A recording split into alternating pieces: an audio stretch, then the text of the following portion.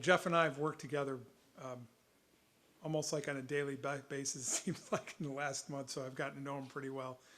He's a fantastic leader, and he's a vice president, and I think the way that we're going to work this organization is that the vice president will move up to president, and we want to keep that continuity.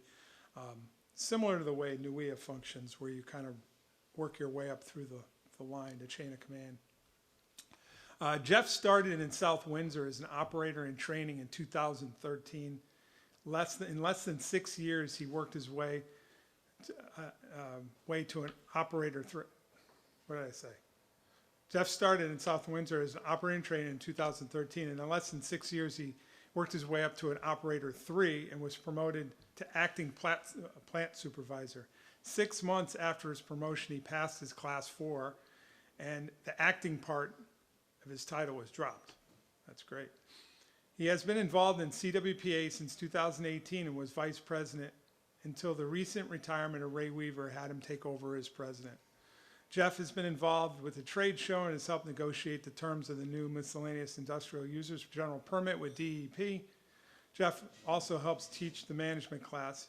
Jeff has been recently awarded EPA's Region 1 Wastewater Plant Operator of the Year Excellence Award.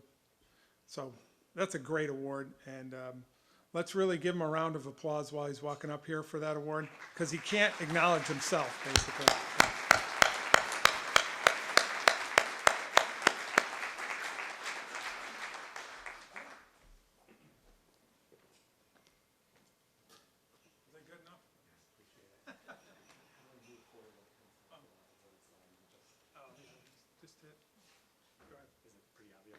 No.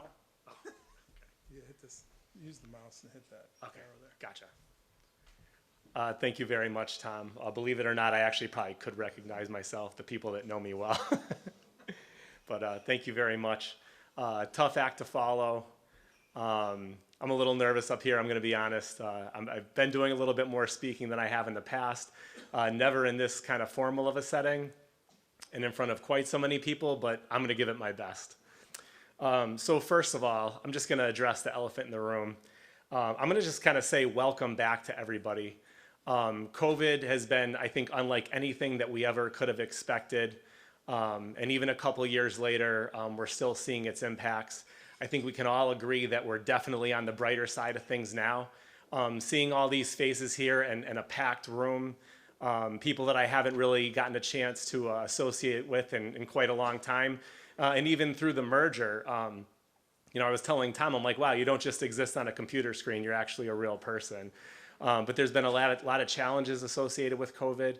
The wastewater industry, as many other industries, you know, had to do, pivoted very quickly with our engineers, with our vendors, with ourselves, and in a situation where there really was nothing historical for us to look back at and say, how are we going to handle this? I think we handled things really, really well and in stride in an industry that's clearly very critical to our communities and to public health. So everybody just give yourselves a round of applause for being back here and for making this event what it is. This wouldn't be what it is without you guys participating, and it's just very exciting to see everybody back here. So thank you. Thanks to Newea for helping to organize this. Of course, thank you to all the sponsors, the vendors, and the speakers. We're really excited about this event. We've been talking about it for a long time now. Believe it or not, it was something, I think it was a little bit of a lofty goal. We were talking about it for back in the fall. And we were really, I don't think we knew it then, but we were really still kind of in the infancy of the merger process.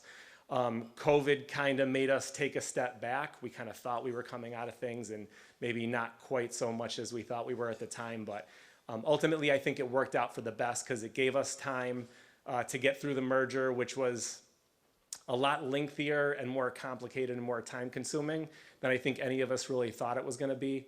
So we were able to take a step back, focus on that, and then really make this event what it is. And based on what I've seen in just very brief time since the event started, I think it's exactly what we had hoped for. So just to speak on the merger a little bit, as Tom mentioned, I've been involved with CWPAA. I think it was 2018. Like many of you, I think I got a little bit of the COVID timeline fogginess. I don't really know what's gone on the last few years. It's hard to figure out, but I want to say it was like 2018 or so.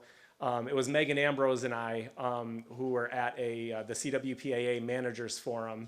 And I think we were the only two that wrote our names down on the little piece of paper saying that we wanted to be involved. And I think it was the next month at a meeting at Fuss and O'Neill, we were voted onto the board there, I think maybe a little bit surprisingly. And then I think I missed a meeting, and I think I got an email from Mike Bezai telling me that I was going to be vice president. That's what you get when you miss a meeting. And then Ray Weaver, obviously who was the CWPAA president, kind of helped bring me along a little bit, and ultimately I found myself as president of that great organization. CWPAA was, as Tom had also mentioned, typically on the operator side of things for years, COPCA more on the manager side of things. But I think we can all agree this doesn't happen without us all working together. Management that doesn't take advice from their operators is missing out on a key piece of the puzzle. And operators that don't have managers that they can look to for leadership and guidance, they're missing out too. So between them and again, the engineers and the vendors, I mean, wastewater is a really tight-knit community. And I think the people that are really successful in wastewater, just like anything, are the ones that understand that you don't have all the answers by yourself, and that we have to work together. And so bringing the organizations together makes all the sense in the world. And what I'm seeing here at this event is I think what we hope for. We've got our engineers, we've got our vendors, we've got a lot of operators, we have managers. We're bringing everybody to the table because that's what it's going to take to solve the problems that we have today and to solve the problems that we have in the future. The merger process was not an easy one. There was headbutting at times, a lot of passionate people on both sides.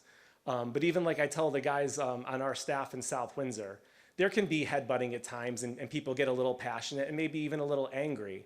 But to me, what that shows is that everybody cares, right? I don't want a bunch of people just sitting there with their hands behind their back and not willing to stand up and say something, right? If you're being passionate about it, as long as we can stay respectful about it, then that just shows that everybody cares and everybody really wants to work towards the best solutions. And that's what we had. And it was a long process, but I'm just going to say, let's do another round of applause for Ctwea finally being in existence here, because it was a long road.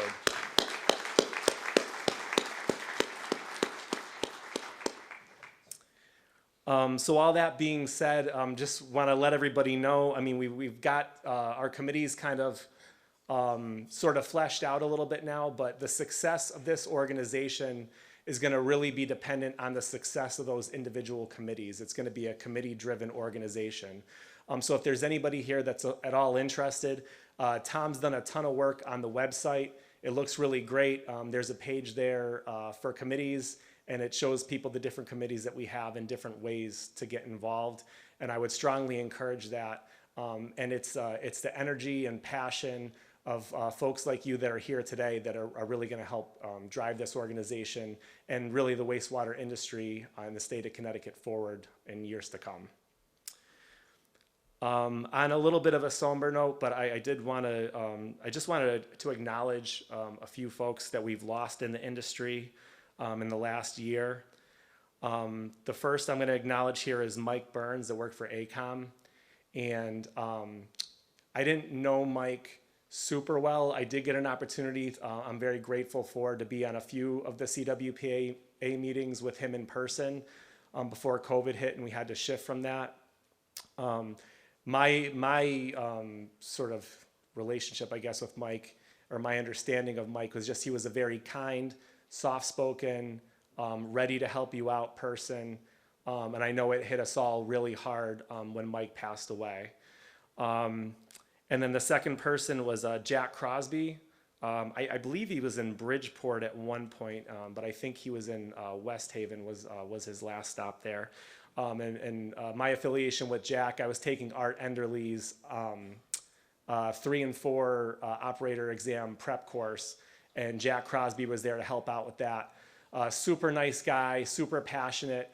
Obviously, I don't know how old he was, late 70s, maybe early 80s, but obviously he had been involved in wastewater a really long time and was still really, really passionate about process. I think somebody that I looked up to, just as someone that, as many years as he had put into the industry, he was right on top of all the new technology and the new ways that process control was being looked at. And I just think that, people that are able to kind of keep up with that as their careers move along, I think it's kind of a rare trait, and I just thought that was really cool. So I wanted to acknowledge Jack as well. And then also Bill Coughlin with Norwich Public Utilities. I did not know Bill. I'm sure many of you out there did. And I think his passing also kind of came as a shock. And it sounds like from the people that I spoke to that knew him certainly a lot better than I did, that it was shocking and a tragic passing. So just really quickly, I just like to have a brief moment of silence for those folks and for other folks in the industry that we've lost over the last year.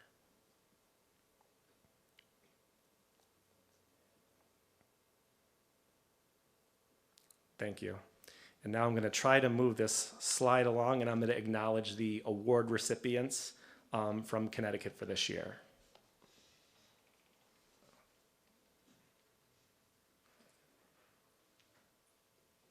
There we go. Okay.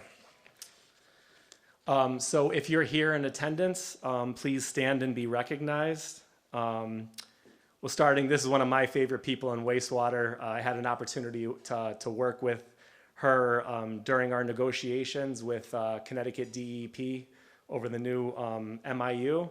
And that's Sally Keating from MDC, who won the Alfred E. Peliquin Award. Sally, if you're here, if you could stand and be recognized. Maybe not, but for those of you who know Sally, she's a very, very awesome woman. Jen Muir, who won the Energy Management Achievement Award.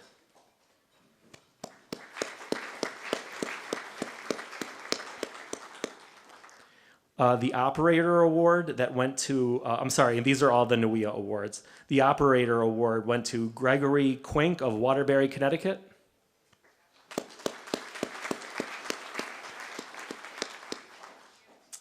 And then the Stockholm Junior Water Prize Award winner, Elizabeth Wallace of Greenwich, Connecticut.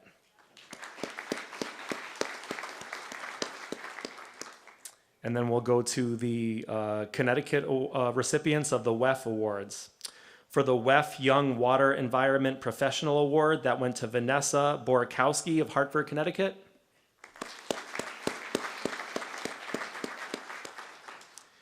The Quarter Century Operators Club, Carl Valou of Enfield.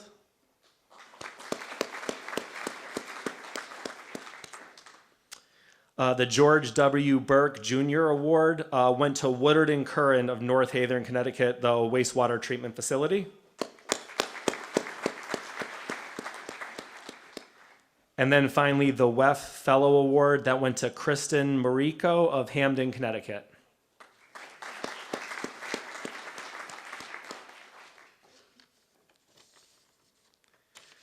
And just in closing, once again, I just want to say thank you all. I've said it before, wastewater is a very small, maybe not a small community, but it feels like a small community, like a tight-knit community. And with a lot of you out there, it feels more like family than anything else.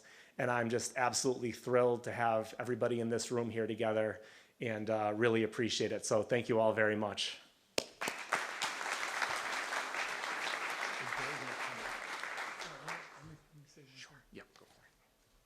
I just want to jump in here. You notice how I have Jeff LeMay twice up there? One there, one there. That's what happens when you do this stuff at midnight. But the other thing we have is the Ops Challenge winner. And I want to recognize, because they're here, Ryan Harold and Jason Neininger in the back. Give them a round of applause for their effort. Those guys have put a ton of effort into the new Ops Challenge Committee too, so I don't want to leave that short.